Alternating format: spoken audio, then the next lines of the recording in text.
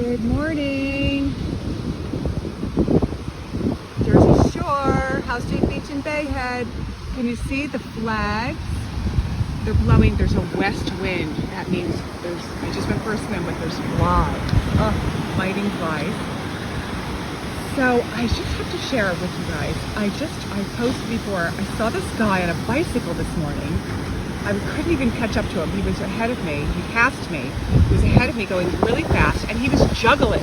He was juggling 3 balls, like going really fast, not holding on. I was highly impressed. I couldn't catch up with him. And then I turned, and I don't know, 20 minutes later, we kind of like came upon he was coming towards me on a different street.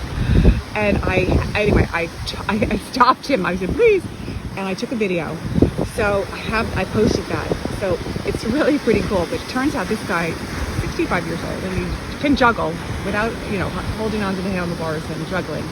But it got me thinking about multitasking, right? So obviously he can do this without even thinking about it. He's done it for 30 years.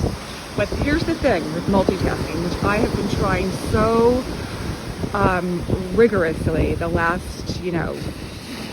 couple years to be more aware of when I'm multitasking, because we're all multitasking. There's things coming at us constantly, so many things coming at us, right?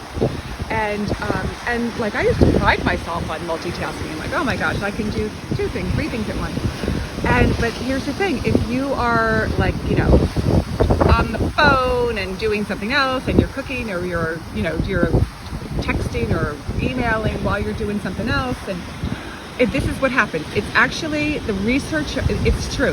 The science shows that our brains are not wired, are not able to do 2 things at once.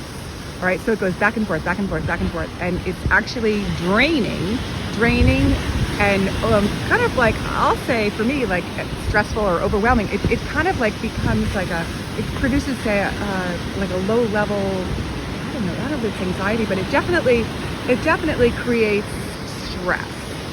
And so people might think, oh, I'm good at it. So this is the thing. This is the example I heard once from one of my teachers. And this is the research having to do with stress and multitasking. So listen to this. So if I said to you, pick your favorite song that you want to listen to, and I put headphones on you, and I said, okay, I want to listen to John Lennon, Imagine, and you close your eyes, you listen to the song, and go, oh, beautiful, that's a 10, perfect, oh, love it. And then I say, okay, let's pick your next favorite song. And you say, all right, I'll listen to a Paul McCartney song, or a Beatles song, or All You Need Is Love, or pick whatever song is your favorite song. Close your eyes, listen to that on the headphones, and you go, oh, that's beautiful, that's a 10. And then I say, okay, for an added bonus, we're going to listen to them both at the same time, one in each ear. Oh my gosh, right? Picture that, imagine that. That's multitasking. That's what multitasking does. You go, oh, please stop. You can't hear the 2 at the same time. You just can't. That's our brain on multitasking. It's like it's just, so I have been consciously aware of when multitasking takes over, and I say stop, and I really just, sometimes I say and I choose what I'm going to do and just do one thing at a time. And I have to say,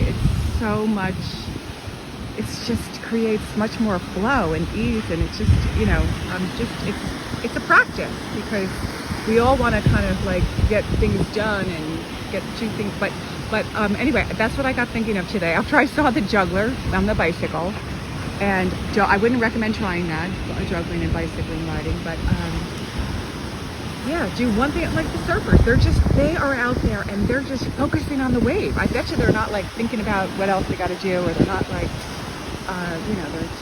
they're just watching the waves and riding the waves, going with the flow, and that's what I recommend. So there you have it. Have a wonderful day. One thing at a time. All right. Peace out. Bye.